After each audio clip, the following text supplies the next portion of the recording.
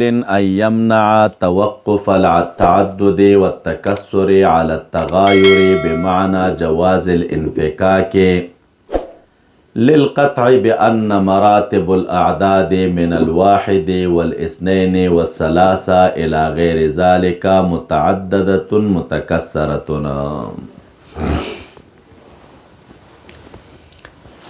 ولقائل مولی صاحبانو اوس دا کومه پاس خبره چې د دلته ذکر کړله نو دا د نقض اجمالی. ولقائل دی وشته دی یو قائل لره چې منع کړي توقف د تعدد او د تکسر په تغایر باندې بمعنی جواز الانفکاک.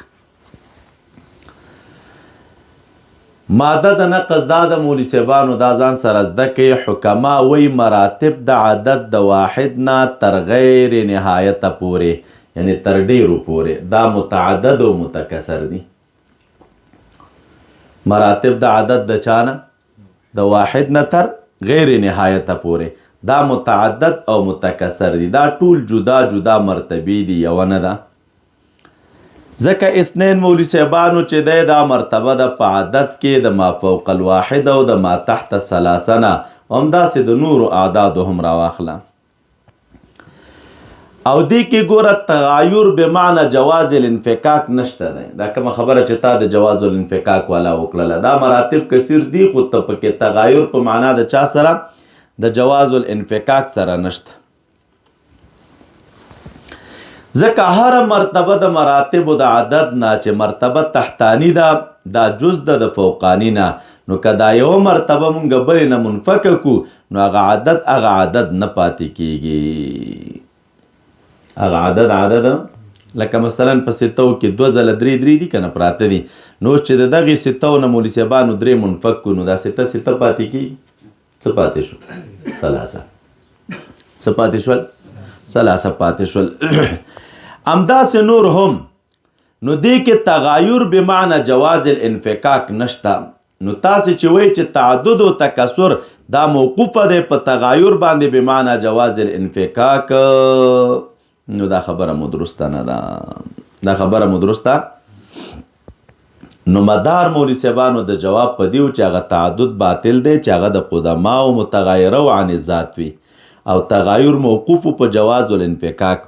او صفات الله تعالی د ذات نه مولی صاحبانو موږ منفک نه وایو. نو دغه جواب نه دا معلومیږي چې دا تعدد او تکسر په صفاتو کې دا موقوف په تغایر بمعنی جواز الانفکاک دی. نو بس دا جواب په دې باطل چې دا قاعده زه تاسو سره نه منم چې تعدد او تکسر موقوف دی په معنا د تغایر بمعنی جواز الانفکاک او دا کلیه قاعده نه ده. ځکه چې په مراتب د عدد کې تکسر او تعدد شته او تغایر بمعنی جواز الانفکاک پکې نشته. ولې؟ ځکه چې هر مرتبه تحتانی مولی صاحبانو د عدد دا جز د فوقانی نه. که دا تحتانی د فوقانی نه منفک کو نو فوقانی بیا مرتبه څه شی نه پاتې کیږي. دا مرتبه فوقانی بیا هغه مرتبه د عدد نه پاتې کیږي. تاسو ګورئ. ولقائل دی ویو قائل لره دا حق شته چې دی ووایي ان یمنع چې منع کې توقف د تعدد او د تکسر علی التغایر په تغایر باندې بمعنی جواز الانفکاک په معنا د چا سره للقطع د وجه د قطع نه په دې خبره چې مراتب د اعدادو د واحد او د اثنین او د ثلاثه نه الی غیر ذالک دا متعدد او متکسر دی مع ان البعض جزء من البعض سره د دې نه چې دی کې بعضې د بعضو نه جز دی لکه 3 د 6 نه جز ده که نه او جز لا یغایر الکل هغه مغایرت د کل سره نه لري یعنی جز د کل نه منفک کیږي نه. دویم اعتراض ته وګوره. و ایضا لا یتصور دا دویم اعتراض دی تاسو تعدد او تکسر موقوف ګڼئ په تغایر بمعنی جواز الانفکاک. نو تاسو اهل سنت خو په عدد د صفاتو کې څه شی کوئ؟ خلاف کوئ. او خلاف داسې دی څوک وایي چې صفات 7 دي او څوک وایي 8 دي. څوک وایي صفات څه شی دي او څوک وایي نو په یو صفت کې د دوی د څه شی دی مولی صاحبانو سره خپلو کې اختلاف دی. نو چې هر کله مولی صاحبانو اختلاف دی چې هغه صفت التکوین دی نو څوک دا د صفاتو حقیقیه او د الله تعالی نه ګڼي او څوک وایي دا نه دی ځکه تکوین ویلی شي اخراج المعدوم من العدم الى الوجود او د اخراج نسبت دی په مابین د مخرج او د مخرج کې نو مخرج الله تعالی دی او مخرج هغه ممکن دی او نسبت د یو جانب صفت د مولوی صاحبانو څه شی دی دا نسبت د یو جانب صفت نه بلکې دا صفت د مجموعه الطرفین وي نو تکوین صفت حقیقیه نشو تکوین پکې داخل شو څوک چې وایي تکوین هم په صفاتو کې دی مولوی صاحبانو ځکه تکوین عبارت دی د اخراج نه وایي بلکې د مبدأ الاخراج نه وایي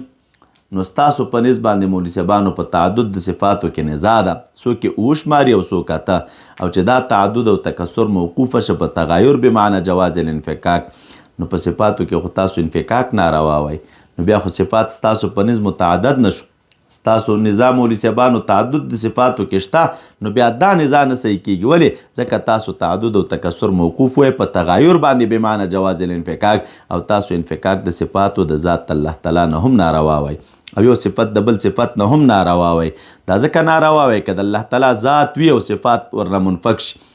نو دا خالی پاتې کېږي د کمالاتو نه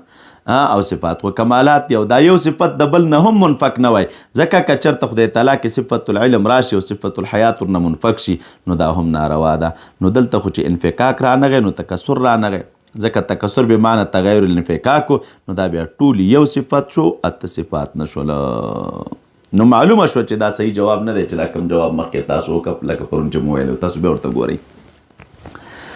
و ایضا لا یتصور دی ویم دغه رنګې نه متصور کېږي نظام من اهل سنت فی کثرت صفات چې اهل سنت وی صفات ډېر دي ولې وتعددها او متغایره كانت او غیر متغایره چې هغه متغایر وي او که څه شی وي غیر متغایر نو فل اولا سره اوس دی وایي نو صحیح جواب دا دی چې موږ صفات منو او هر صفت ته قدیم وایو او کته وی تعدد د قدمه او راځي نو تعدد د قدمه او دوه قسمه یو تعدد د ذوات قدیمو بل تعدد د صفاتو قدیمو باطل تعدد د ذواتو قدیمو دی نه د صفاتو قدیمو او کته وی چې هر قدیم واجب وي نو زوایم واجب دوه قسمه دی یو واجب لذاته دی او بل دویم واجب دی لذات الله یو هغه دی چې هغې کې وجوب د خپل ذات د وجه او بل هغه دی چې وجوب پکې وي د الله تعالی د ذات د وجې نه دې کې فرق دی او صفات د الله تعالی واجب لذاته نه دي بلکې واجب لذات الله دی وجوب پکې د وجې د چا نه دی د الله تعالی د ذات د وجې نه د وجود په دې کې خپل ذاتي وجوب نه دی نو فل اولا اوس ته وګوره غوره په جواب کې دا ده چې دی وایي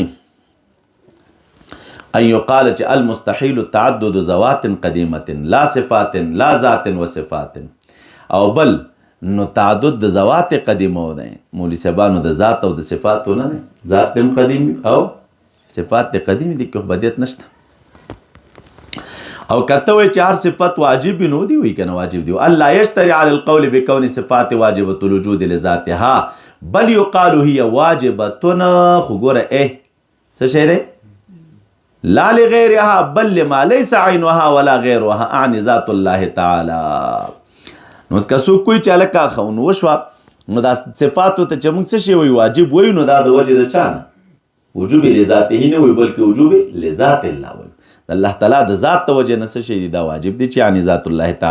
تعالی وتقدس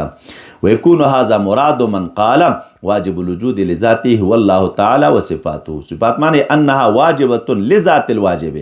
تعالى وتقدس واما في نفسها فهي ممكنه هر چې في نفسها دي نو څه شي دي في نفسها ممکن دي خو وجوب د وجه د چا نه دی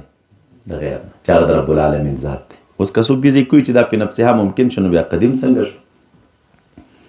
تاسو خو دې چې هر ممکن حادث وي نو دا صفات بیا حادث شو حدوث د صفات خو څه شی دی باطل نو جواب دا کوم مولوی صاحبانو چې هر ممکن حادث الوي چې دا ممکن په ذات الله تعالی پورې قایم نه وي او صفات الله تعالی خو په ذات الله تعالی پورې قایم دي نو اگر که دوی په حد ذاتها ممکن دي خو لیکن حادث ورته نه وایو ځکه دوی قایم دي په ذات د قدیم پورې کوم شی چې قایم په ذات د قدیم پورې نو هغه قدیم وي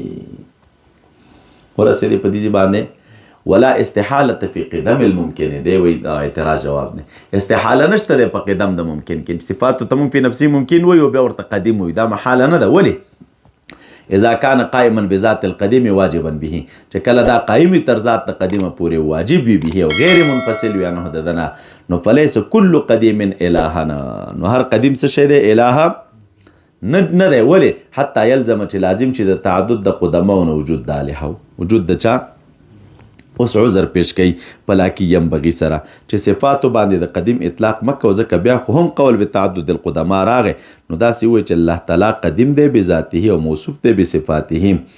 بس نو دې اشاره کوي چې په دې مسله کې توقف کوي تو ګوره لاکی ينبغي لیکن مناسب وای دا ده چې یقال ویل شي چې ان الله تعالی قدیم الله تعالی څه شی دی او موصوف قدیم بذاته او موصوفون دومره وای چې الله تعالی قدیم بذاته دی او موصوف دی 50 سره په خپل صفاتو سره صفات قدیم دي که حادث توقف ثابت دي شریعت کې مونږ منو دلایل ور باندې وایو ولا يطلق القول بالقدماء او قول د نشي اطلاق د نشي کولای د قول په قدماء باندې لالا يذهب الوهم چې وهم لا نشي دیتا چې الى ان كل منهم قائم بذاته وموصوف بصفات الالوهيه ولصعوبه هذا المقام او دې کې امام سے مبارک هم سکوت کړي مول سے باندې سکوت را نقل دی ولصعوبه هذا المقام چونکه دا مقام سخت دی ذهب المعتزله والفلاسفه معتزله وفلاسفه دې ته ذهاب کوي چې الى نفي الصفات بالکل راشي ګوري نور عقل کار پریدي وي صفات ته خدای تعالی د سره شته او کرامیه وي الى نفي قدمها وشته دی خو قدیم نه دي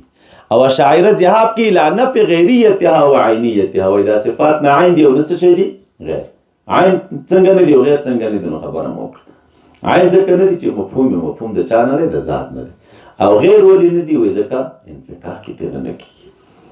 دا لازم دي د رب العالمین سره نو په دې شی باندې قول وکړه